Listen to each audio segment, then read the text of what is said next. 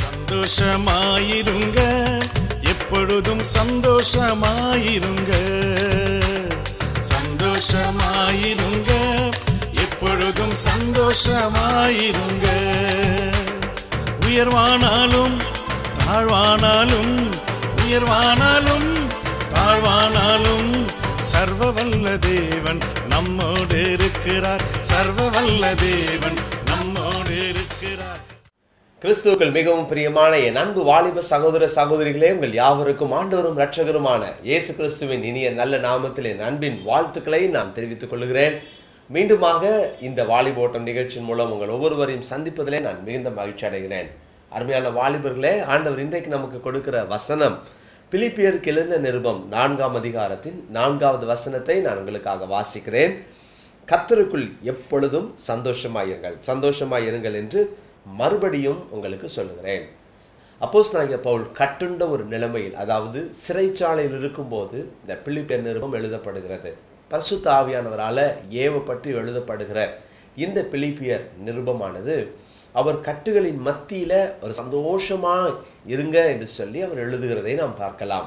பிரியமான தேவனுடைய பிள்ளைகளே, இந்த வசனம் சொல்லுகிறது கர்த்தருக்குள் எப்பொழுதும் சந்தோஷமாயிருங்கள். சந்தோஷத்தை 2 விதமா பிரிக்கலாம். ஒன்று கர்த்தருக்குள் சந்தோஷம், 2வது கர்த்தர் இல்லாத சந்தோஷம். எனக்கு அருமையான ஆண்டவருடைய பிள்ளைகளே, இந்த 2 வார்த்தையை தான் கர்த்தர் சித்தமான இந்த வாரமும் வரப்போகிற வாரமும் நம்ம தியானிக்க போகிறோம். முதலாவது கர்த்தருக்குள் இருக்கிற ஒரு சந்தோஷம். இந்த வாரத்தில் கர்த்தர் இல்லாத ஒரு சந்தோஷத்தை குறித்தும், அடுத்த வாரம் கர்த்தருக்குள் இருக்கிற சந்தோஷத்தை குறித்து நம்ம தியானிக்கலாம். அருமையான ஆண்டவருடைய பிள்ளைகளே, இந்த உலகத்தில் எல்லாரும் சந்தோஷத்தை எதிர்பார்க்கிற, சந்தோஷத்தை நாடுகிற, சந்தோஷத்தை தேடுகிற, சந்தோஷத்தை பெற்றுக்கொள்வதற்காக என்ன செய்யலாம் அப்படின்னு அலைந்து திரிகிற ஒரு ஆட்களையும் காலங்களையும் நம்ம சந்திக்கிறோம். ஒவ்வொரு மனிதனுடைய வாழ்க்கையிலும் சந்தோஷத்தை அடைவதற்காக அவன் படுகிற பிரயாசங்களை நம்ம கவனிக்கலாம். பிரியமான ஆண்டவருடைய பிள்ளைகளே, இன்னைக்கு ஒருவேளை இதை கேட்டுட்டு இருக்கிறவங்க வாழ்க்கையில் சந்தோஷமா இருக்கிறீங்களா? நீங்கள் ஒவ்வொருவரும் சந்தோஷத்தோடு நீங்கள் வாழ்கிறீங்களா? உங்கள் குடும்ப வாழ்க்கை சந்தோஷமாக இருக்கா? உங்களுடைய ஜீவியத்தில் நீங்கள் உண்மையான சந்தோஷத்தை அனுபவிக்கிறீங்களா? தேவனுடைய பிள்ளைகளே, இன்றைக்கு குறிப்பாக ஒரு சில வார்த்தைகளை சொல்லி நான் ஜெபிக்க விரும்புகிறேன். தேவனற்ற சந்தோஷத்தை எப்படி வேதம் சொல்லுகிறது என்பதை வசனத்தின் மூலமாக உங்களுக்கு நான் சுட்டி காட்ட விரும்புகிறேன். என் கூட வேத புஸ்தகத்தை நீங்கள் திருப்பிக் கொள்ளுங்கள். எபிரேயருக்கு எழுதின நிருபத்தில் 11ஆம் அதிகாரம், எபிரேயர் 11ஆம் அதிகாரத்தில் 25ஆம் வசனம். எபிரேயர் 11ஆம் அதிகாரத்தை பற்றி நமக்கு தெரியும், விசுவாச அதிகாரம் அப்படின்னு நம்ம சொல்லி பேர் வச்சிருக்கலாம். ஆனால் இந்த 25ஆம் வசனம் இப்படியாக சொல்லுகிறது. மோசேயை குறித்து அங்கே வர்ணிக்கப்படும் போது, அநித்தியமான பாவ சந்தோஷங்களை அனுபவிப்பதை பார்க்கிலும் தேவனுடைய ஜனங்களுடைய துன்பத்தை அனுபவிப்பதை தெரிந்து கொண்டு, மோசே எகிப்தில் பார்வோனுடைய குமாரத்தின் மகன் என்று ஒரு நல்ல ஸ்தானத்தில் அங்கே வளர்க்கப்படுகிறான். அப்போ மோசே ஒரு குறிப்பிட்ட காலத்திற்கு பின்பு, பருவத்திற்கு பின்பாக நல்லா தெரியும் தான் ஒரு எகிப்தியன் அல்ல என்பதும், அவன் ஒரு எபிரேயன் என்பதையும் நன்கு அறிந்து வைத்திருந்தான். அதனால தான் அந்த காலத்திற்கு பின்பு அந்த உலக பிரகாரமான அநித்தியமான அந்த பாவ சந்தோஷங்களை அனுபவிக்கிறத அவன் வெறுக்கிறத பார்க்கலாம். எனக்கு அருமையான ஆண்டவருடைய பிள்ளைகளே, முதல் காரியம் பாவத்தினால் வருகிற சந்தோஷம், எகிப்தினுடைய பாவ சந்தோஷம். வேதம் அதை எப்படி வர்ணிக்கிறது பாருங்க, அநித்தியமானது, நித்தியம் இல்லாதது. இன்னைக்கு கிறிஸ்து அற்ற சந்தோஷம் எப்படிப்பட்டது தெரியுமா? அநித்தியமானது. நீங்க ஒருவேளை எந்த காரியத்துக்காக, ஒருவேளை சந்தோஷத்தை அனுபவிக்கிறதற்காக எந்த காரியத்தில் நீங்கள் தலையிட்டாலும், எங்க சென்றாலும், ஒருவேளை சந்தோஷமா இருக்கணுன்றதுக்காக ஒரு 1/2 மணி நேரம் டிவிக்கு முன்னால் உட்காந்து நீங்கள் ஒருவேளை சிரிப்பு பார்க்குறேன், அல்லது ஒரு சினிமா ஒரு 2 மணி நேரம் பார்க்க போகிறேன், சந்தோஷத்துக்காக கொஞ்ச நேரம் குடிக்க போகிறேன், என் சந்தோஷத்துக்காக நான் இப்படிப்பட்ட தப்பான காரியம் செய்ய போகிறேன், சந்தோஷத்துக்காக என் நண்பர்களோடு சென்று கொஞ்ச நேரம் என் கவலையை மறக்க போகிறேன் அப்படின்னு நீங்கள் என்ன செஞ்சாலும், என்ன காரியத்தில் தலையிட்டாலும் வேதம் சொல்லுகிறது அது அநித்தியமானது. அருமையான ஆண்டவருடைய பிள்ளைகளே, ஒருவேளை நீங்கள் நண்பரோட கூட சந்தோஷமாக இருக்கலாம். எவ்வளோ நேரம் உங்களால் சந்தோஷமாக இருக்க முடியும்? காலங்காலமாக அவங்க கூட நீங்கள் இருக்க போகிறீங்களா? இல்லை. நண்பர்கள் தான் சந்தோஷம் சொல்லிட்டு தகப்பனை விட்டு உதறி விட்டு சென்ற நண்பர்களுக்காக, சிநேகிதர்களுக்காக தகப்பனை உதறி விட்டு போன அந்த இளைய குமாரனை குறித்து லூக்கா 15 அதிகாரத்தினுடைய ஓமையின் 3வது பகுதி தெளிவாய் சொல்லுகிறது. கொஞ்ச காலம்தான், சலித்து போனது. பிரியமானவனே, என் அன்பு சகோதரியே, என் அன்பு சகோதரனே, பாவ சந்தோஷங்கள் ஒருவேளை பார்க்கிறதற்கு அழகா இருக்கலாம், பார்க்கிறதுக்கு இன்பமா இருக்கலாம், பார்க்கிறதுக்கு சந்தோஷமா இருக்கலாம். அந்த சின்ன சந்தோஷம், அற்ப சந்தோஷம் உங்க வாழ்க்கையில நித்தியமானது நீங்க நினைச்சு ஏமாந்து எத்தனை வாலிபர்களை நான் பார்த்திருக்கிறேன், எத்தனை வாலிபர்களுக்கு நான் ஆலோசனை கொடுத்திருக்கிறேன் தெரியுமா? அநேக வாலிபர்கள் சொல்லுவாங்க, ஆசைக்காக, சந்தோஷத்திற்காக, நண்பர்களை பிரியப்படுத்துவதற்காக ஆரம்பிச்ச இந்த குடி அல்லது இந்த சிகரெட் அல்லது இந்த போதைப் பொருள் அல்லது இந்த சின்ன சின்ன காரியம், சின்ன விஷயமா நான் ஆரம்பிச்சேன், ஆனால் போக போக என் வாழ்க்கையில் அது பெரிய விளைவை கொண்டு வந்தது. போக போக என்னுடைய ஜீவியத்தில் அது பெரிய ஒரு கேவலத்தை கொண்டு வந்துச்சு. என்னால் விட முடியல, என்னால் அதை விட்டு வெளியே வர முடியல. பிரியமானவர்களே, சின்ன காரியம், சந்தோஷத்துக்காகன்னு சொல்லி நீங்க ஆரம்பிக்கிற காரியம், நீங்களே தேடிக்கொள்ளுகிற அந்த சந்தோஷம் அது அநித்தியமானது. தேவன் கொடுக்கிற சந்தோஷம் இருக்குதே, அதுதான் நித்தியமானது. இன்னைக்கு உங்க வாழ்க்கையில் இருக்கிற சந்தோஷம் எப்படிப்பட்டது? பாவத்தின் நிமித்தம் அந்த சந்தோஷமா? ஏதோ ஆண்டவருக்கு பிரியமில்லாமல் மனசாட்சிக்கு விரோதமாய், உங்களுக்கு மனசாட்சி நல்லா சொல்லுது தப்புன்னு, உங்களுக்கு நல்லா தெரியுது இது தப்புன்னு சொல்லி பரிசுத்த ஆவியானவர் உங்களோடு கூட பேசுகிறார் இது தவறு என்று. ஆனால் துணிந்து அந்த அற்ப சந்தோஷத்துக்காக நீங்கள் ஒருவேளை அந்த பாவத்திலே மாட்டிக்கொண்டு, கண்ணியிலே மாட்டிக்கொண்டு இந்த வசனத்தை கேட்டுக்கொண்டிருந்தா, என் அன்பு வாலிப சகோதரா சகோதரி, ஒருவேளை வயதுல மூத்தவர்களா இந்த வசனத்தை கேட்டுட்டு இருக்கலாம். அந்த அநித்தியமான சந்தோஷத்தை விட்டு மோசே ஒரு தீர்மானம் எடுக்கிறான், எனக்கு அது வேண்டாம், எனக்கு அது வேண்டாம். பாருங்க, அநித்தியமான சந்தோஷம் குறுகிய காலம்தான். வேத புஸ்தகத்துல இன்னொரு வசனத்தை கூட நான் உங்களுக்கு ஞாபகப்படுத்த விரும்புகிறேன். யோபுவின் புஸ்தகத்திலே 20ஆம் அதிகாரத்தின் 4வது வசனத்தை நான் வாசிக்கிறேன், கவனிங்கள். துன்மார்க்கனின் கம்பீரம் குறுகினது, துன்மார்க்கனின் கம்பீரம் குறுகினது என்பதையும், மாயக்காரனின் சந்தோஷம் ஒரு நிமிஷம் மாத்திரம் நிற்கும். மாயக்காரன்னா ஏமாத்துறவன், போலியா வாழ்றவன், போலித்தனமாக தன்னுடைய வாழ்க்கையை ஓட்டுகிறவன். தெய்வ பிள்ளைகளே, ஏதோ வாழணும்னு நீங்க வாழ்ந்துட்டு இருக்கலாம், சந்தோஷமா இருக்கிறத போல நடித்து கொண்டிருக்கலாம். ஒரு அழகான ஒரு கதையை படித்தேன். ஒரு நாள் ஒரு சைக்காட்ரிக் டாக்டர் கிட்ட ஒரு குள்ள மனிதர் போனார், அழுதுகிட்டே போய் உட்கார்ந்துருந்தார். அப்போ இந்த மருத்துவரை பார்த்து அவர் சொன்னாராம், இந்த குள்ள மனிதர், ஐயா என்னைய கடவுள் இப்படி படைச்சிட்டாரு ஐயா, எல்லாரும் நல்லா இருக்காங்க, என்னை பார்க்கும்போது எல்லாரும் குள்ளன்னு கிண்டல் பண்றாங்க, நிம்மதியே இல்லாம இருக்கிறேன், எனக்கு ஏதாவது மருந்து கொடுங்க, இந்த மன நிலைமை மாறணும்னு எனக்கு மருந்து கொடுங்கன்னு சொன்னாராம். உடனே அந்த மருத்துவர் சொன்னாராம், நீங்க தான் உங்களை மாத்திக்கணும், உங்க மனசை மாத்திக்கோங்க, நிறைய அட்வைஸ் பண்ணார். இல்லையா, என்னால நிம்மதியா இருக்க முடியல, என்னால சந்தோஷமா இருக்க முடியல அப்படின்னு சொல்லிட்டு அவர் தன்னுடைய உள்ளத்தை எல்லாம் கொட்டி அழுகிறார். அப்போ அந்த மனநல டாக்டர் சொல்றாராம், இங்க பாருங்க, நம்ம ஊர்ல ஒரு நல்ல அழகான ஒரு சர்க்கஸ் ஒன்று நடக்குது பாருங்க, நீங்க அங்க போங்க, உங்களை மாதிரி தான் எத்தனை குள்ளர்கள் அங்க இருந்து என்னெல்லாம் ஜோக் அடிச்சுக்கிட்டு எவ்வளோலாம் ஜாலியா இருக்காங்க பாருங்க, அவங்க அவ்வளோ சந்தோஷமா இருக்கிறாங்க, போய் அந்த இடத்துல உட்காந்து பாருங்களேன், இந்த 2 மணி நேரத்துல உங்க கவலையெல்லாம் மறப்பீங்க, சந்தோஷமா இருக்கலாம், போங்க, அவங்கள பார்த்து உங்களுக்கு ஒரு எதிர்காலம் இருக்கு என்பதை அறிந்து கொள்ளுங்கன்னு சொல்லி அனுப்புனாராம். உடனே இந்த குள்ள மனிதர் சொன்னாராம், ஐயா எல்லாரையும் சிரிக்க வச்சு, எல்லாரையும் கைத்தட்ட வச்சு, அத்தனை பேருடைய கவலையும் மறக்க வைக்கிற அந்த குள்ள மனிதன் வேற யாரும் இல்லை, இது நான் தான். எத்தனை நேரங்கள் நான் எத்தனை பேரை ஏமாத்துறேன், ஆனால் எனக்கு அந்த சந்தோஷம் இல்லை. மாயக்காரனின் சந்தோஷம் ஒரு நிமிஷம்.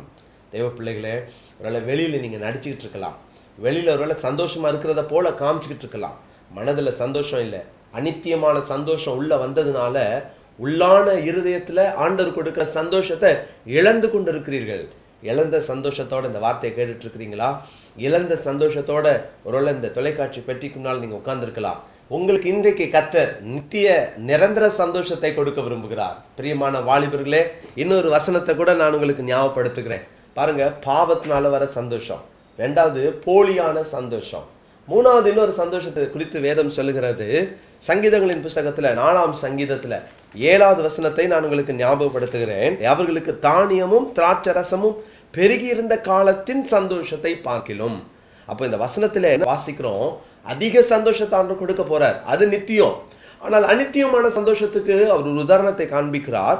தானியமும் திராட்சரசமும் பெருகி இருந்த காலம், சஃபிஷியண்டா எல்லாம் இருக்கிற டைம்ல, எல்லாம் திருப்தியா சாப்பிட்டு இருக்கிற காலத்துல ஒரு சந்தோஷம். நான் 3வது ஒரு பெயர் வைக்க விரும்புறேன், பொருள்னால வர சந்தோஷம். சில பொருளை சிலவங்க வாங்கணும்னு ஆசைப்படுவாங்க.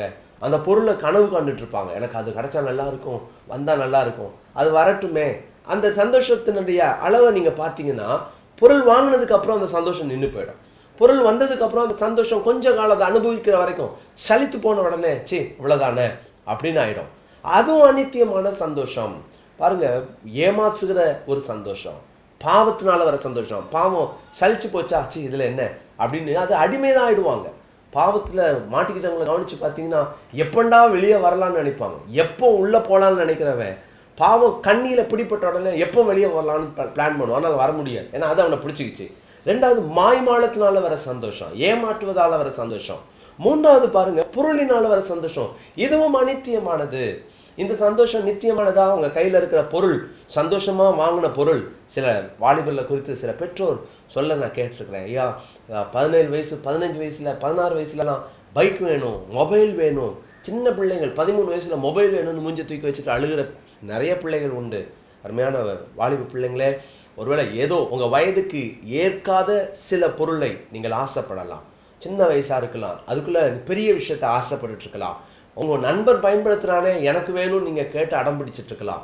அன்றைய பிள்ளைகளே, அது ஒருவேளை பார்க்கறதுக்கு சந்தோஷமா இருக்கலாம். உன் கைக்கு வந்ததுக்கு அப்புறம் எவ்வளவு நாள் நீ அதை வச்சு உபயோகப்படுத்த போற? அதனுடைய அந்த சந்தோஷத்தினுடைய காலகட்டங்கள் குறைவானது. கொஞ்ச காலத்துல இந்த சந்தோஷம்லாம் மறைஞ்சு போயிடும். கொஞ்ச காலத்துல பனி போல உறைஞ்சி காணாம போயிடும். கர்த்தருடைய பிள்ளைகளே, இதெல்லாம் சந்தோஷம் அல்ல. எனக்கு சந்தோஷமா இருக்கணும், நான் ஜாலியா இருக்கணும், நான் இந்த சந்தோஷத்தை அனுபவிக்கணும்னு நினைச்சு நீங்க வாங்குற எந்த பொருளும் நிலையானது அல்ல. இயேசு கிறிஸ்து ஒரு ஓமை சொல்றார். லூக்கா சுவிசேஷத்துல 12ஆம் அதிகாரத்துல இயேசு ஒரு அழகான ஓமையை சொல்லி கொண்டிருக்கிறார். லூக்கா 12ஆம் அதிகாரத்துக்கு வருவோம். 19ஆம் வசனத்தை வாசிக்கிறேன். அவன் எல்லாம் சேர்த்து வச்சதுக்கு அப்புறம் சொல்றான், பின்பு ஆத்துமாவே தனக்குள்ள சொல்லிக்கிறான் பாருங்க, உனக்காக அநேக வருஷங்களுக்கு அநேகம் பொருட்கள் சேர்த்து வைக்கப்பட்டிருக்கிறது. நீ இளைப்பாரி, நல்ல ரெஸ்டடு, புசித்து கொடித்து பூரிப்பாயிரு என்று என் ஆத்மாவுடைய சொல்லுவேன் என்று தனக்குள்ளே சிந்தித்து சொல்லி கொண்டான். அநேக வருஷத்துக்கு பொருள் எல்லாம் சேர்த்து வைக்கப்பட்டிருக்குது அப்படின்னு சொல்லுவானா. ஆண்டவர் என்ன சொல்றாரு? தேவனோ அவனை நோக்கி, மதிகேடனே, நினைச்சுக்கிட்டான், ரொம்ப நாள் நான் வாழுவேன், ரொம்ப நாள் நான் இருப்பேன், ரொம்ப நாள் இதை என்ஜாய் பண்ணுவேன், ரொம்ப நாள் ஜாலியா இருப்பேன். நோ, இயேசு கொடுக்காத சந்தோஷம் ரொம்ப நாள் வராது. அது கொஞ்ச காலம்தான். வேதம் சொல்லுகிறது, உன் ஆத்துமா உன்னிடத்திலிருந்து இந்த ராத்திரியிலே எடுத்து கொள்ளப்படும். அப்பொழுது நீ சேகரித்தவைகள் யாருடையதாகும்? இவ்வளவு சம்பாதிச்சே, சேர்த்து வச்சிய, சொத்து சொத்து சொத்துன்னு அது மேல ஆசை போனியே. ஆண்டவரை காட்டினும், ஜெபத்தை காட்டினும், வேதத்தை காட்டினும், மற்ற ஆண்டவருக்கு அடுத்த காரியங்களிலே தலையிடுவதை காட்டினும், உன் வாழ்க்கையில நீ காண்பித்த பொருள் சம்பாதிக்கிறதில் வந்த அந்த காரியத்துல நீ தோல்வி அடைந்து கொண்டிருக்கிறாய். நீ நினைக்கலாம் எல்லாம் சேர்த்து வச்சுட்டேன், ஆனால் உனக்குள் இருக்கிற சந்தோஷம் நித்தியமானது அல்ல, நிரந்தரமானது அல்ல, அது அநித்தியமானது. நித்திய சந்தோஷத்தை, நிரந்தர சந்தோஷத்தை நான் பிரசங்கிக்கிற இந்த ஆண்டவராகிய இயேசு கிறிஸ்து தான் தர முடியும். இன்றைக்கு சொல்லுங்கள், ஆண்டவரே, பாவத்தினால் வந்த சந்தோஷம், மாய்மாலத்தால் வந்த சந்தோஷம், பொருளினால் வந்த சந்தோஷம், இதெல்லாம் நிலையானது இல்லை என்பதை நான் அறிந்து கொள்றேன். ஆண்டவரே, என்ன மன்னியும். ஆண்டவரே, நீர் கொடுக்கிற சந்தோஷத்தை எனக்கு தாரும். ஆண்டவர்கிட்ட கேட்பீங்களா? இன்னைக்கு அந்த சந்தோஷத்துக்காக கேளுங்க. இன்னைக்கு அந்த சந்தோஷத்துக்காக நீங்க ஜெபம் பண்ணுங்க. இன்னைக்கு அந்த சந்தோஷத்துக்காக ஆண்டவர் சமூகத்துல இன்னைக்கு மன்றாடுங்க. எனக்கு ஆண்டவரே நித்திய சந்தோஷத்தை தாரும். இது இந்த சந்தோஷம்லாம் நிரந்தரமானது அல்ல, அநித்தியமானது. எனக்கு பிரியமான வாலிபர்களே, அன்பு பெற்றோரே, இந்த முதல் பகுதியை நீங்க கர்த்தருடைய வார்த்தையை கேட்டீங்க. விசேஷமாக எப்படி சந்தோஷமா இருக்கலாம் என்பதை நாம் தொடர்ந்து தியானிக்க போகிறோம். ஆனால் உங்கள் வாழ்க்கையில் சந்தோஷத்தை கெடுக்கக்கூடிய இடங்கள் எது, நம்ம ஏன் சந்தோஷத்தை இழக்கிறோம் என்பதையெல்லாம் நம்ம தெளிவாய் தியானித்தோம். பிரியமானவர்களே, பணத்தினால இந்த சந்தோஷம் கிடைக்காது, அல்லது பொருளினால இந்த சந்தோஷம் கிடைக்காது, பாவத்தினால இந்த சந்தோஷம் கிடைக்காது. எல்லாம் அற்ப சந்தோஷம். நான் சொன்னது போல், கர்த்தருடைய வார்த்தையை மையமாக வச்சு உங்களோடு நான் பேசினது போல், மெய்யான சந்தோஷத்தை எதிர்பாருங்க. தொடர்ந்து அந்த மெய்யான சந்தோஷம் எப்படி வரும் என்பதை நம்ம தியானிப்போம். பாவ சந்தோஷம் என்பதை குறித்து நான் உங்களோடு கூட பேசினேன். அது மாத்திரமல்ல, மாய்மாலமான சந்தோஷம், போலியான சந்தோஷம், இதை குறித்து நம்ம தியானித்தோம். பாருங்க கர்த்தருடைய பிள்ளைகளே, பொருட்கள்னால வர சந்தோஷம், இந்த சந்தோஷம்லாம் மெய்யானது அல்ல. கொஞ்ச காலத்தில் இந்த சந்தோஷம்லாம் ஒளிஞ்சிரும். கொஞ்ச காலத்தில் இந்த சந்தோஷம் காணாமல் போயிடும். உங்கள் வாழ்க்கையில் இந்த மெய்யான சந்தோஷம் இருக்குதா? நீங்க சந்தோஷமா இருக்கிறதுக்கு காரணம் என்ன என்பதை கொஞ்சம் நீங்க யோசித்து பாருங்களேன். ஒருவேளை சந்தோஷமே இல்லையா, எனக்கு பொருள் இருக்கு, பணம் இருக்கு, பதவி இருக்கு, பட்டம் இருக்கு, எல்லாமே இருக்கு, ஆனால் எனக்கு சந்தோஷம் இல்லை அப்படி நினைத்துக்கொண்டு இந்த வார்த்தையை கேட்டுக்கொண்டு இருப்பீர்களானால், பிரியமானவர்களே, இன்றைக்கு உங்களுக்கு முன்பாக ஆண்டவர் நமக்கு கொடுக்கிற சந்தோஷம் எப்படிப்பட்டது என்பதை தான் உங்களோடு நான் பகிர்ந்து கொள்ள போகிறேன். நாம் வேத வசனத்தை திருப்பிக் கொள்வோம். சங்கீதங்களின் புஸ்தகத்திலே 51ஆம் சங்கீதம் 12ஆம் வசனத்தை உங்களுக்காக நான் வாசிக்கிறேன். உமது இரட்சண்யத்தின் சந்தோஷத்தை திரும்பவும் எனக்கு தந்து உற்சாகமான ஆவி என்னை தாங்குபடி செய்யும். தாவீதினுடைய ஒரு ஜெபம் இந்த 51ஆம் சங்கீதம். தாவீது எப்படி ஜெபித்தார் என்பதை நீங்கள் பாருங்கள். என்ன சூழ்நிலையில ஜெபித்தார்? பாவம் செய்து அந்த பாவத்தின் நிமித்தமாக ஆண்டவருடைய தீர்க்கதரிசியினால் அவர் அங்கே கண்டிக்கப்பட்ட போது அங்கே தேவ சமூகத்தில் போய் அழுகிறார். ஆண்டவரே, நான் தப்பு செஞ்சுட்டேன், உமக்கு முன்பாக விரோதமாக நான் பாவம் செய்தேன் என்று ஒப்புக்கொள்ளுகிறார். அப்போ ஒரு வார்த்தையை சொல்லி அவர் அங்கே ஜெபிக்கிறது பாருங்க. உமது இரட்சண்யத்தின் சந்தோஷம், the joy of salvation என்று ஆங்கிலத்தில் நாம் பார்க்கலாம். ரட்சிப்பினால் வரும் சந்தோஷம்.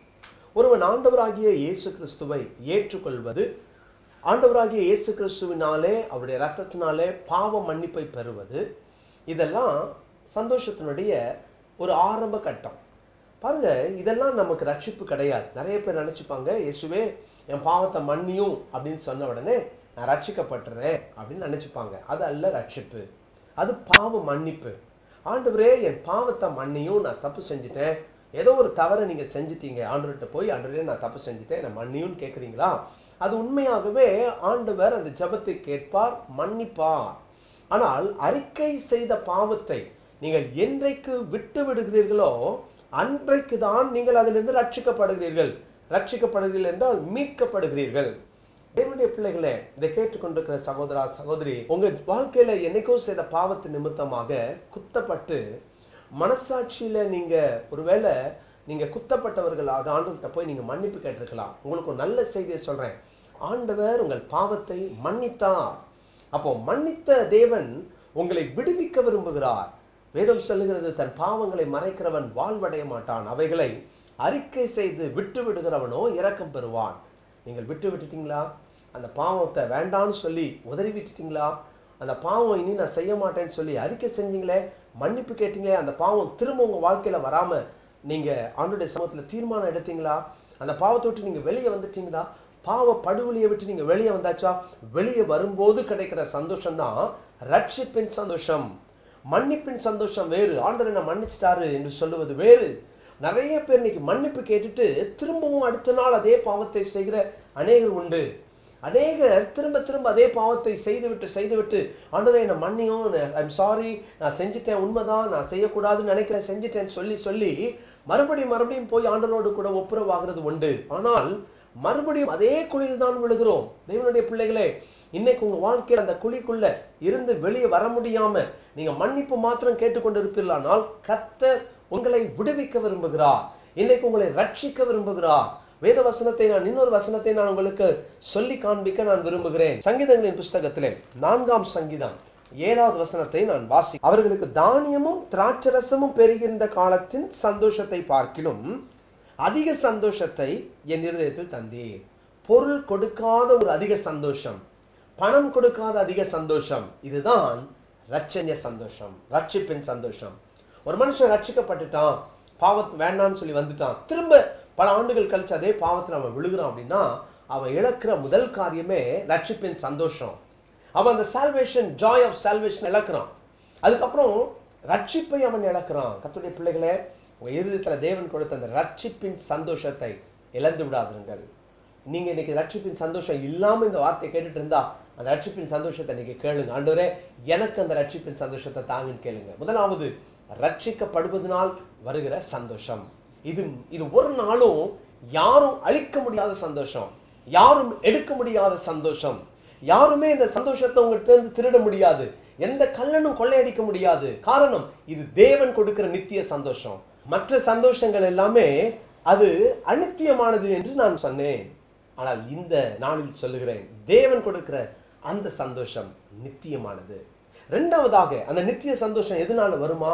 நான் உங்களுக்கு இன்னொரு வசனத்தை நான் சொல்ல விரும்புகிறேன். சங்கீதங்களின் புஸ்தகத்திலே 40ஆம் சங்கீதத்திற்கு வருவோம். 16ஆம் வசனத்தை நான் வாசிக்கிறேன். உம்மை தேடுகிற அனைவரும் உமக்குள் மகிழ்ந்து சந்தோஷப்படுவார்களாக. உம்மை தேடுகிற அனைவரும், தேவனை தேடுகிற பிள்ளைகள். தேடணும்னா எங்கேயோ இருக்காரு, அவர் தொலைஞ்சிட்டாரு, அந்த தேடுதல் அல்ல. ஆண்டவரை உண்மையாய் வேண்டுகிற, ஆண்டவரை உண்மையாய் எல்லாவற்றிலும் சார்ந்து கொள்ளுகிற அந்த அனுபவத்தை ஆண்டவர் எதிர்பார்க்கிறார்.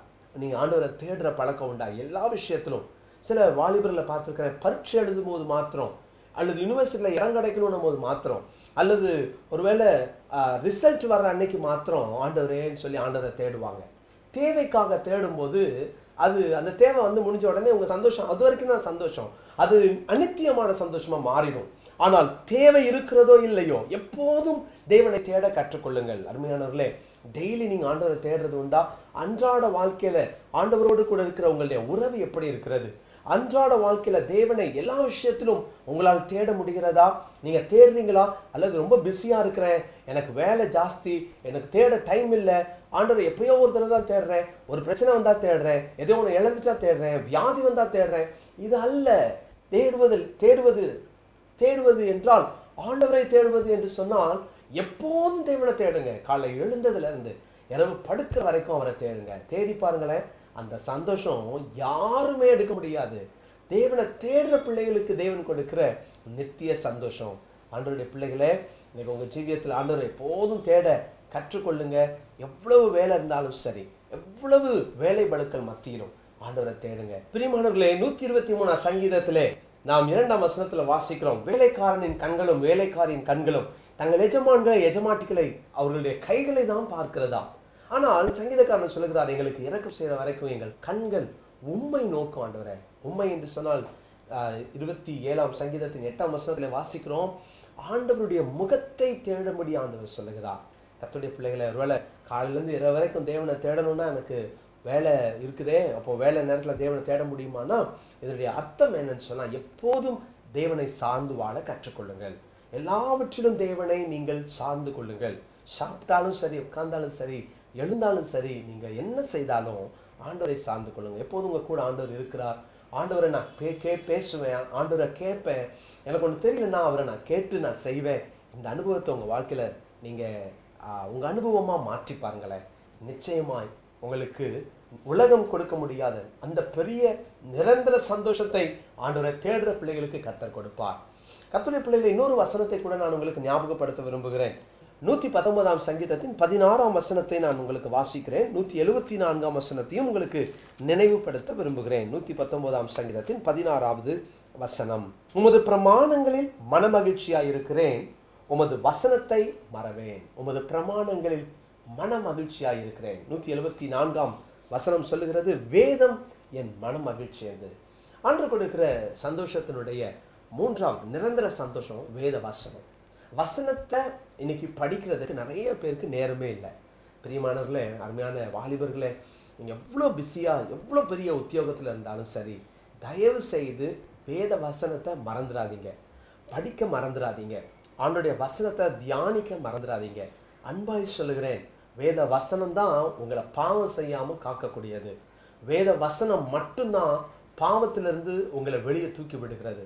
நீங்கள் பாவம் செய்யாமல் தடுக்கப்படணும்னு சொன்னால் ஆண்டுடைய வசனம் உங்கள் வாழ்க்கையில் தீபமாக இருக்கணும். கர்த்தருடைய பிள்ளைகளை, இன்னைக்கு ஆண்டுடைய வசனத்தை படிச்சிங்களா? வேத வார்த்தையை நீங்கள் நடுக்கத்தோடு பயத்தோடு நீங்கள் வாசித்தீர்களா? இன்னைக்கு பைபிள் படிக்க டைம் இல்லைன்னு சொல்லி ஒரு வசனத்தை கேலண்டர்லேருந்து படிச்சுட்டு போகிற நிறைய பேர் உண்டு. ஒரே ஒரு வசனத்தை மாத்திரம் படிச்சுட்டு நான் பைபிள் படிச்சுட்டேன் அப்படின்னு சொல்கிற நிறைய விசுவாசிகள் உண்டு. நான் சொல்லுகிறேன், இது உங்கள் வாழ்க்கையில் போதாது. மன மகிழ்ச்சி வேணும்னு சொன்னால் வசனத்தை படிங்க. நீங்கள் துக்கமாக இருக்கிற நேரம், ஏதோ ஒரு பிரச்சனை வர நேரம், நீங்கள் வேதத்தை ஜெபம் பண்ணிட்டு படிங்களேன். ஆண்டவரை தேடி, ஆண்டவருடைய வசனத்தை தேடி நீங்கள் படித்து பாருங்களேன். அப்போ ஆண்டவர் உங்கள் கூட பேசுவார், ஆறுதல் படுத்துவார், உங்களை தேற்றுவார், உங்களை ஆண்டவர் சந்தோஷப்படுத்துவார். நீ ஏன் பயப்படுற, நான் கூட இருக்கிறேன்னு சொல்லுவார். நம்ம சில நேரம் கலக்கத்தோடு இருக்கும்போது, உண்மையாய் பைபிள் படிக்கும்போது, உண்மையாய் கர்த்தருடைய வார்த்தையை ஆசையோடு கூட படிக்கும்போது, அங்கே கர்த்தர் கூட பேசுகிறத நீங்கள் பார்க்கலாம். தேவனுடைய பிள்ளைகளே, தேவனை தேடும் பொழுதும் வேத வசனத்தை படிக்கும் பொழுதும் அந்த வர சந்தோஷம் இருக்குதே, இது நிரந்தரமான சந்தோஷம். யார் எக்காரணத்தை கொண்டும் பைபிள் படிக்க மறந்துடாதீங்க. வேலைக்கு ஓடணும், இல்லை டைமுக்கு போனோன்னா பாஸ் திட்டுவாங்க அப்படின்னு சொல்லிட்டுலாம் இதுக்காக எனக்கு எத்தனை நேரம் வேகமாக ஓடுறோம். வாங்களேன், ஆண்டவருடைய வசனத்தை அதை விட முக்கியத்துவம் கொடுங்க. அதை விட அதுக்காக நீங்கள் பைபிள் படித்ததுனால நீங்கள் லேட்டாக போகணும்னு சொல்லலை. சீக்கிரமாக எழும்பி படிங்க, சீக்கிரமாக எழுந்தி கர்த்தருடைய வார்த்தையை தியானிங்க, அதன்படி நடக்க பிரயாசப்படுங்க. ஆண்டவருடைய பிள்ளைகளே, இப்படி செய்வீர்களானால் உங்கள் வாழ்க்கையில் நித்திய நிரந்தர சந்தோஷத்தை ஆண்டவர் தருவார். ஒரு தடவை அவருடைய சீஷர்கள், இயேசுவின் சீஷர்கள் எல்லாம் பிசாசு துரத்திட்டோன்னு ரொம்ப சந்தோஷமாக வந்தாங்களாம். ஆனால் லூக்கா சுவிசேஷத்தில் ஆண்டவராக இயேசு கிறிஸ்து சொல்கிறார் 10ஆம் அதிகாரம் 20ஆம் வசனத்தில், நீங்கள் பிசாசு போனதுக்காக நீங்கள் சந்தோஷப்படாதீங்க, துரத்தும் போது போய் தான் ஆகணும். ஆனால் பரலோகத்தில் உங்கள் பெயர் எழுதப்பட்டிருக்கிறதுனால சந்தோஷப்படுங்க. உங்களுக்கு அந்த நித்திய சந்தோஷம் இருக்குதா? உலகத்தில் எவ்வளோ பெரிய சந்தோஷம் உங்கள் ஜீவியத்தில் கிடைச்சாலும் அதெல்லாம் உலக பிரகாரமான சந்தோஷம். தொடர்ந்து நாம் தியானிக்க போகிறோம். லூக்கா சுவிசேஷத்தை நீங்கள் பாருங்கள், 10ஆம் அதிகாரத்திலே 20வது வசனம். லூக்கா சுவிசேஷத்தின் 10ஆம் அதிகாரம் 20வது வசனத்தை நான் வாசிக்கிறேன். ஆண்டவர் கொடுக்க நித்திய சந்தோஷத்தினுடைய இன்னொரு ரகசியத்தை இங்கே ஆண்டவராகிய இயேசு கிறிஸ்து சொல்லுகிறார். பாருங்க, லூக்கா 10:20 நான் வாசிக்கிறேன்.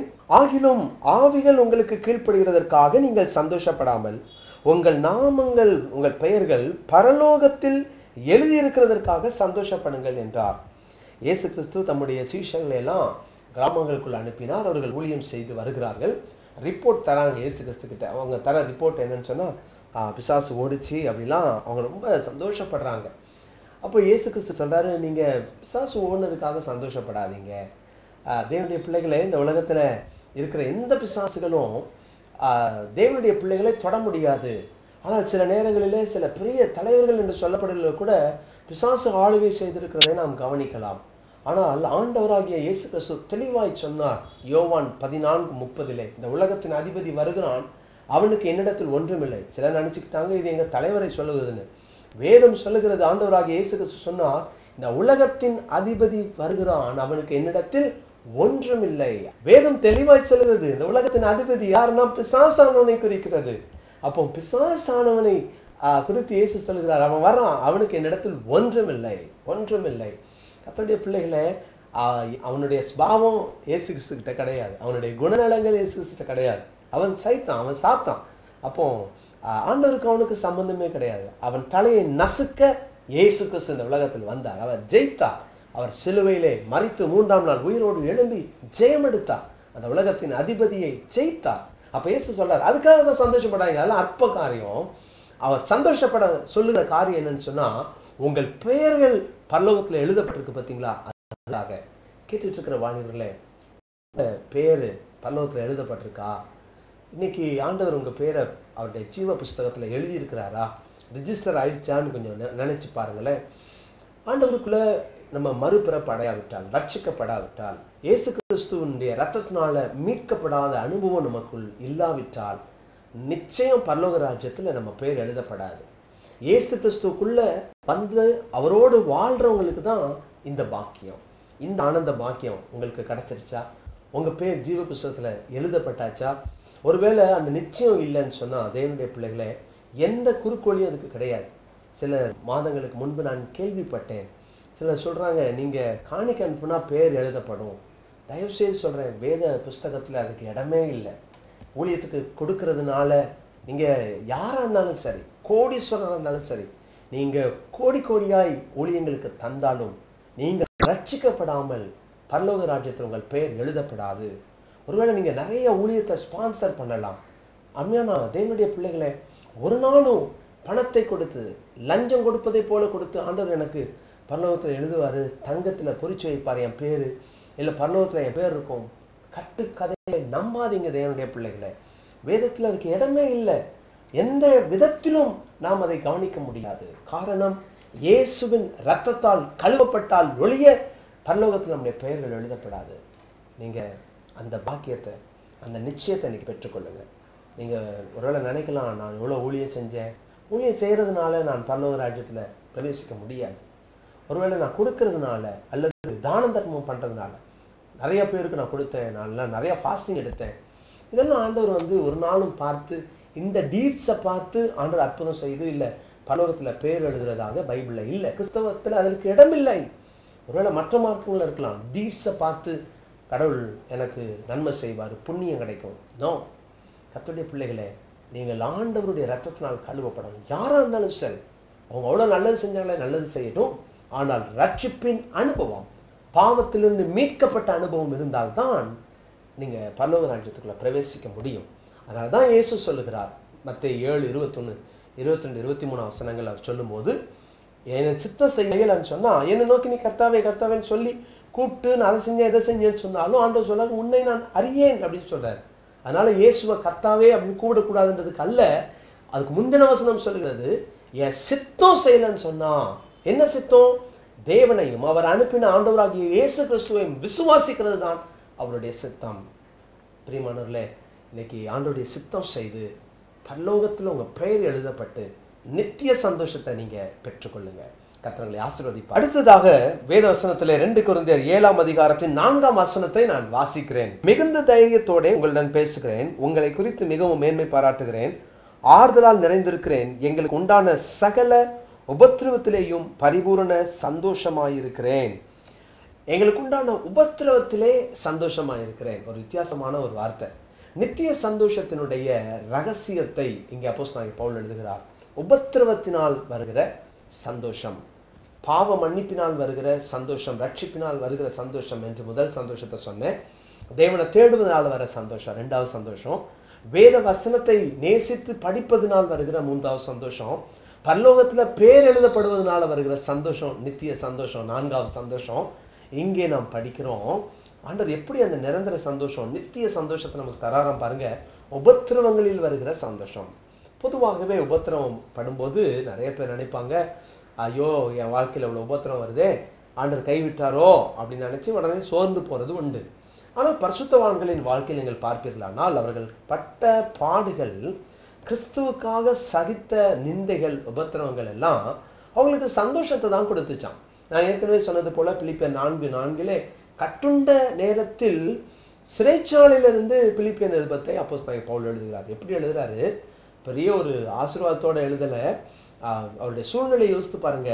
கட்டப்பட்ட நிலைமை, விடிந்தா மரணமா ஜீவனான்னு தெரியாத ஒரு நிலைமை. ஆனால் அவர் சொல்லுகிறார், கர்த்தருக்குள் சந்தோஷமா இருங்க. உபத்திரவத்திலே சந்தோஷம் இருக்க முடியுமா? இன்னைக்கு ஒருவேளை நிறைய நூதன உபதேசங்களின் மத்தியிலே நாம் வாழ்ந்து கொண்டிருக்கிறோம். நூதனமாய், அதாவது உபத்திரவமே கிடையாது, அவனுக்கு பாடுகளே கிடையாது, எல்லாமே ஆண்டவர் செஞ்சு முடிச்சிட்டாரு அப்படின்னு சொல்லி நிறைய பேர் இன்னைக்கு பேசுவது உண்டு. காரணம் என்னன்னு சொன்னா, ஒன்று கூட்டத்தை சேர்க்கிறது. நன்றாய் கவனித்துக் கொள்ளுங்கள். ஆண்டவராகிய கர்த்தர் உங்கள் வாழ்க்கையில உங்களுக்கு அவர் தந்த ஜீவ வசனமாகிய வேத வசனத்தை நீங்க நன்றாய் படித்து பார்ப்பீர்களானால் உலகத்திலே உங்களுக்கு உபத்திரவம் உண்டு என்று இயேசு சொன்னார். மாத்திரமல்ல, உபத்திரவங்கள் மத்தியிலே உங்களுக்கு ஆண்டவர் பலன் கொடுக்கிறவர், உபத்திரவத்தில் சந்தோஷமாய் இருக்கிறேன் என்று அப்போஸ்தலனாகிய பவுல் சொன்னார். இன்னொரு வசனத்தை வாசித்து காண்பிக்க விரும்புகிறேன். முதலாம் நிருபம், பேதுருவினுடைய முதலாம் நிருபம் 4ஆம் அதிகாரத்தினுடைய 13வது வசனத்தை நான் வாசி. கிறிஸ்துவின் மகிமை வெளிப்படும் போது நீங்கள் களி கூர்ந்து மகிழும்படியாக அவருடைய பாடுகளுக்கு நீங்கள் பங்காளிகளானதால் சந்தோஷப்படுங்கள். அப்போ இந்த சந்தோஷம் நித்தியமான சந்தோஷம். எப்படி நித்தியமான சந்தோஷம்? பாடு வரும்பொழுதெல்லாம், கிறிஸ்துவுக்காக நிற்கும் பொழுது உலகம் உங்களை பகைக்கும், பாடுதான். கிறிஸ்துவுக்காக வைராக்கியமாய் நீங்கள் லஞ்சம் வாங்க மாட்டேன், பொய் சொல்ல மாட்டேன், பொய் கணக்கு எழுத மாட்டேன், தப்பா வாழ மாட்டேன், நான் ஆண்டவருக்காக உண்மையா ஜீவிப்பேன் நீங்க நிற்கும் போது இந்த உலகம் உங்களை ஏத்துக்காது, பாடு. அப்போ உபத்திரவம், இந்த உபத்திரவத்தின் மத்தியில், பாடுகளின் மத்தியிலே எப்படி நிற்பது? நிற்கக்கூடிய பலனை கொடுக்கிறவர் கர்த்தர். அப்போ நித்திய சந்தோஷத்தினுடைய காரணம் என்ன தெரியுமா? எப்போ பாடுகிற நம்ம, கொஞ்ச கால பாடு அனுபவிக்கிற நாம், சீக்கிரத்துல இந்த நீங்க போகிற இந்த லேசான உபத்திரவங்கள் இதெல்லாம் பார்த்தீங்கன்னா கொஞ்ச காலம், பாடு கொஞ்ச காலம், உபத்திரவம் கொஞ்ச காலம். ஆனால் நித்திய மகிழ்ச்சி, நித்திய புகழ்ச்சி நமக்கு காத்திருக்கிறது. அவங்க பரிசுத்தவான்கள் யாரும் அப்போ உள்ள பாடுகளை கண்டு துக்கப்படாம இனி வரப்போகிற மகிமையை கண்டு சந்தோஷப்பட்டாங்க, வரப்போகிற பெரிய ஆசீர்வாதத்தை கண்டு சந்தோஷப்பட்டாங்க. இன்னைக்கு ஒரு வேளை நீங்க உபத்திரத்தின் வழியா கடந்து போகலாம். உண்மையா இருக்கிறதுனால நீங்க உபத்திரவப்பட்டு பாடுபட்டு நீங்க சொல்லிட்டு இருக்கலாம், ஐயோ நான் எவ்வளவு பாடுபடுறேன், எவ்வளவு நான் உண்மையா இருந்தேன், என் அலுவலகத்துல உண்மையா இருந்தேன், நான் என் வாழ்க்கையில உண்மையா இருந்தேன், என்ன புண்ணியம், என்ன பிரயோஜனம், நான் ஏன் இவ்வளவு உண்மையா இருந்தேன் அப்படின்னு நீங்க சொல்லி உண்மையை விட்டு ஒருவேளை பிசகி கொண்டு இருக்கலாம். பிரியமானவர்களே, நீங்க ஒருவேளை இன்னைக்கு உங்க வாழ்க்கையில ஆண்டவர் வச்சிருக்கிற அந்த ஸ்தானத்துல உண்மையா இருந்து பாருங்களேன். நீங்க உண்மையா இருந்ததுனால பாடுகள் பட்டிருக்கலாம், சோர்ந்து போகாதீங்க. வெளிப்பட போகிற மகிமை இருக்குதே, அதற்காய் சந்தோஷப்படுங்கள். அதற்காய் காத்திருங்கள். நிச்சயம் உங்களை அழைத்தவர் அவர் கைவிடவே மாட்டார். நிச்சயமாய் உங்களை ஆண்டவர் உயர்த்துவார். உண்மையாயிருந்த யோசேப்பு பாடுபட்டது உண்மைதான், அவனுக்கு பிரச்சனை வந்தது உண்மைதான், செய்யாத குற்றங்களுக்காக தண்டிக்கப்பட்டது உண்மைதான், அவனை ஏமாற்றினது உண்மைதான், அவன் ஏமாற்றப்பட்டது உண்மைதான். ஆனால் அவன் வாழ்க்கையிலே அந்த பாடுகளுக்கு பின்பு வந்த சந்தோஷத்தை கண்டு அவன் உத்தமத்தை காத்து கொண்டான். இன்னைக்கு உங்கள் வாழ்க்கையில் உத்தமமாக இருப்பீங்களா? உண்மையாக இருப்பீங்களா? என்ன சூழ்நிலையிலும் ஆண்டவர் விடமாட்டேன், ஆண்டவர் நான் பற்றிக்கொள்வேன்னு சொல்லிட்டு அந்த உத்தமத்தை நீங்கள் காத்து கொண்டு பாருங்க. இன்னொரு வசனத்தை கூட நான் வாசித்து காட்ட விரும்புகிறேன். எபிரேயர் 12 அதிகாரத்தினுடைய 2வது வசனம். அவர் தமக்கு முன் வைத்திருந்த சந்தோஷத்தின் பொருட்டு அவமானத்தை எண்ணாமல் சிலுவையை சகித்து தேவனுடைய சிங்காசனத்தின் வலது பார்சத்தில் வீற்றிருக்கிறார். பாருங்க, அவர் தமக்கு முன் வைத்திருந்த சந்தோஷத்தின் பொருட்டு அவருக்கு முன்னால் ஒரு சந்தோஷம். என்ன சந்தோஷம்? எனக்கு கொடுக்கப்பட்ட கடமையை, எனக்கு கொடுக்கப்பட்ட பொறுப்பை நான் வெற்றியோடு செய்து முடித்தேன். பிசாசை ஜெயித்து, உலகத்தை ஜெயித்து, பாவத்தை மன்னித்து, பாவத்தை அவர் ஜனங்களுடைய வாழ்க்கையிலிருந்து எடுத்து போட்டு அவர் நித்திய சந்தோஷத்தை ஜனங்களுக்கு கொடுக்கிறார். ஸோ அவருடைய கடமையில் அவர் ரொம்ப கரெக்டாக இருந்தார். எதுக்காக, எந்த நோக்கத்திற்காக? சர்வ வல்லமையுள்ள தேவன் இந்த உலகத்தில் இயேசுவாக வந்து பிறந்து இந்த உலகத்திலே வாழ்ந்து மரித்து 3ஆம் நாள் உயிர் தெழுந்தாரோ அவர் வாழ்ந்த காலங்களிலே அவர் சரியாய் தன் கடமையை செய்து முடித்தார். அப்போ அவருக்கு முன்னால் வச்சிருந்த அந்த சந்தோஷத்தை அவர் எண்ணி இருக்கிற உபத்திரவம், சிலுவை, அவருடைய பாடுகள், அவமானங்கள், நிந்தைகள், இதையெல்லாம் அவர் பார்த்து சோர்ந்து போகவே இல்லை. அதனால தான் அடுத்த வசனத்தில் வாசிக்கிறோம், ஆகையால் நீங்கள் இளைப்புள்ளவர்களாய் உங்கள் ஆத்மாக்களில் சோர்ந்து போகாதபடிக்கு தமக்கு விரோதமாய் பாவிகளால் செய்யப்பட்ட இவ்விதமான விபரீதங்களை சகித்த இயேசுவை நினைத்து கொள்ளுங்கள். பிரியமானவர்களே, இயேசுவை நினைத்து கொள்ளுங்கள். அவர் எப்படி வாழ்ந்தார்? பாடுகளை கண்டு சோர்ந்து போனாரா? பாடுகளை கண்டு துக்கப்பட்டாரா? பாடுகள் மத்தியிலும் அந்த அவருக்கு முன் வைத்திருந்த சந்தோஷத்தின் பொருட்டு இதை கண்டு அவர் துக்கப்படலை, சகித்து கொண்டார். இன்னைக்கு உங்கள் வாழ்க்கையிலும் தீர்மானம் எடுத்துக்கொள்ளுங்க. பிரியமானவர்களே, வாலிபர்களே, உலகத்தில் நீங்கள் ஆண்டவருக்காக வாழ்றதுனால நிறைய துக்கத்தை அனுபவிக்கலாம், பாடுகளை அனுபவிக்கலாம். ஆனால் கர்த்தர் உங்களோடு கூட இருக்கிறார். காலத்து பாடு வெளிப்பட போகிற மகிமைக்கு ஒப்பானது அல்ல. நித்திய சந்தோஷம் காத்திருக்கிறது, நிரந்தர சந்தோஷம் காத்திருக்கிறது. அற்ப சந்தோஷத்திற்காக நித்திய சந்தோஷத்தை இழந்துடாதீங்க. அற்பத்தனமான பாவ சந்தோஷத்துக்காக, போலியான சந்தோஷங்களுக்காக இயேசு கிறிஸ்துவ அந்த மெய்யான சந்தோஷத்தை இழந்துடாதீங்க. ஆண்டவர் கொடுக்கிற சந்தோஷம் இன்னைக்கு உங்கள் வாழ்க்கையில் வரட்டும். கேட்பீங்களா? ஆனால் எனக்கு அந்த சந்தோஷத்தை தாங்கன்னு சொல்லி இன்னைக்கு நீங்கள் ஆண்டவர்கிட்ட கேட்பீங்களா? இன்னைக்கு நீங்கள் ஜெபம் பண்ணுவீங்களா? என்னோடு கூட இணைந்து நீங்கள் ஜெபிக்க ஆரம்பிங்க. ஆண்டவர் எனக்கு அந்த சந்தோஷத்தை தாங்க. பாடு வந்தாலும் சரி, அவமானம் வந்தாலும் சரி, நான் ஒரு நாளும் ஆண்டவரின் நித்திய சந்தோஷத்துக்காக இந்த இக்காலத்து அற்ப சந்தோஷங்களை நான் இழந்து விடுகிறேன். எனக்கு அது தேவையில்லை. இது குப்பையாக நீங்கள் பாருங்க. இக்காலத்தின் சந்தோஷங்கள் எல்லாம் நமக்கு குப்பை, அற்ப சந்தோஷங்கள் குப்பை. ஆனால் நித்திய சந்தோஷம் இருக்குதே, அதுதான் கீர்த்தி, புகழ்ச்சி, மகிமை. அந்த சந்தோஷத்தை ஆண்டவர்கிட்ட கேட்பீங்களா? இன்னைக்கு ஜெபம் பண்ணுவோம். கண்களை மூடி என்னோடு கூட இணைந்து நீங்கள் ஜெபிங்க. பரலோக தகப்பனே, இயேசு கிறிஸ்துவின் நாமத்தினால நம்முடைய சமூகத்திற்கு வருகிறோம். ஆண்டவரே, நித்திய சந்தோஷத்திற்காக எங்கள் வாழ்க்கையிலே கர்த்தர் காண்பித்த அழகான ரகசியங்களுக்காக ஸ்தோத்திரம். வேதத்தை வாசித்து ரட்சிப்பின் சந்தோஷத்தை பெற்று ஆண்டவரே உம்மை தேடி பாடுகள் மத்தியிலும் சந்தோஷமாய் ஆண்டவரே எங்களுடைய லக்கை தொடர எங்களுக்கு கிருபை தாரும். தேவரீர் தருகிற அந்த நித்திய சந்தோஷத்திற்காக இன்று என்னோடு கூட இணைந்து ஜெபிக்கிற இந்த சகோதரனுக்காக, இந்த சகோதரிக்காக ஜெபிக்கிறேன். ஒவ்வொருவருடைய வாழ்க்கையிலும் அந்த நித்திய சந்தோஷத்தை தாரும் ஆண்டவரே, நிரந்தர சந்தோஷத்தை தாரும் ஆண்டவரே. அற்ப சந்தோஷங்களுக்காக ஆண்டவரே உம்மை இழந்து விடாதபடி, அற்ப சந்தோஷங்களுக்காக ஆண்டவரே நீர் கொடுக்கிற ரட்சிப்பின் சந்தோஷமாகிய அந்த நித்திய சந்தோஷத்தை இழந்து விடாதபடி, அற்ப பாவ சந்தோஷங்களுக்காக பரலோக ராஜ்யத்தின் சந்தோஷத்தை இழந்து விடாதபடி, நித்திய சந்தோஷத்தை ஆண்டவரே நம்முடைய பிள்ளைகள் எப்போதும் சுதந்திரிக்க ஆவலோடு கூட இருக்க கிருபை தாரும் அப்பா. எல்லா விதமான அநித்தியமான சந்தோஷங்களும் எங்கள் வாழ்க்கையை விட்டு விலகி ஓடட்டும். நிரந்தர சந்தோஷத்தால் நம்முடைய பிள்ளைகளை நிரப்பியருளும், காத்துக்கொள்ளும், தேவைகள் எல்லாம் சந்தியும். யார் யார் என்னென்ன வேண்டுதலோடு இப்பொழுது ஆண்டவரே என்னோடு இணைந்து ஜெபிக்கிறார்களோ ஒவ்வொருவருடைய தேவையையும் சந்தியும் ஆண்டவரே. ஒவ்வொருவருடைய வாழ்க்கையில் நம்முடைய ஆசீர்வாதத்தை கட்டளையிடும். அது நாமம் மகிமைப்படட்டும். தொடர்ந்து கர்த்தர் கொடுக்கிற சந்தோஷத்தை நாங்கள் ஆண்டவரே பெற்றுக்கொண்டவர்களாய் ஓட உதவி செய்யும். கனமும் மகிமையும் துதியும் ஒருவருக்கே கொடுக்கிறோம். இயேசு கிறிஸ்துவின் நாமத்தில் ஜெபிக்கிறோம் நல்ல பிதாவே, ஆமென். சென்னையில் குடும்ப ஆசீர்வாத கூட்டம் ஒவ்வொரு செவ்வாய்க்கிழமையும் மாலை 6:30 மணிக்கு. தேவ செய்தி சகோதரர் ஆர். ஜான் ஜோசப் அவர்கள். இடம் நம்பர் 9, சௌராஷ்டிரா நகர், முதல் தெரு, சூளைமேடு, சென்னை 94.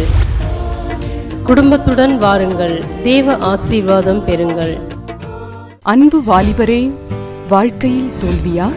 உங்கள் பிரச்சனையை புரிந்து கொள்ள ஒருவரும் இல்லையா? தனிமை உங்களை வாட்டுகிறதா? வாலிபரே, உங்களுக்காகவே சென்னையில் ஒவ்வொரு 2வது ஞாயிறும் மாலை 4 மணி முதல் 6 மணி வரை வாலிபர் சிறப்பு கூடுகை நடைபெற்று வருகிறது. ஆம், சிறப்பு ஆராதனை, தனி ஆலோசனை நேரம், கலந்துரையாடல் மற்றும் பல சுவாரஸ்யமான நிகழ்ச்சிகள் உங்களுக்காகவே காத்திருக்கிறது. நடைபெறும் இடம் Saint John's matriculation higher secondary school, number 15, new colony, Alwar Thirunagar, Chennai 87. For the details 2486 3381 2486 3382.